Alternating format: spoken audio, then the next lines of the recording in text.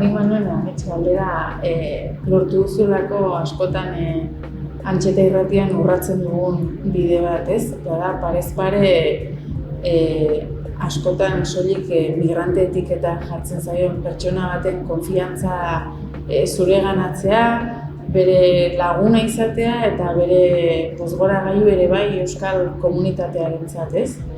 Eta nola urratu zenuen bide hura? Bai, ez dakite erabat lortzen den sekula. Alegin kontziente bat bai izan da, ohartzen zaren momentutik, harremana nola doan eraikitzen, josten, egituratzen, ezberdintasunez gero eta gehiago hartzen zara, ez? Zeren eta ezberdintasun gehienak oharkabekoak dira. Eta orduan, are kontzientiagoa da alegina nola egin genezake, parez pareko edo ahalik eta hein berdintsuenetik aurre egiteko datozkigun gauzei ezabatera gisa. Beste zerbait da behar bada konfiantzaren bidea, ez? Konfiantza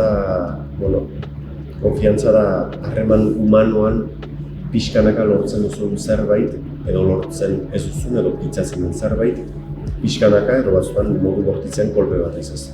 Baina uste dut ezagola sekretua handirik da denbora. Denboraz gain, hau bai misterioaren parte da, baina kimika bat edukitzea persona batekin ez. Batzuekin gehiago duzu, besteekin gutxiago. Ez da beti denborarekin gehiago lortzen edo denbora gutxiagorekin nekezago iristen. Baina behar da denbora bat.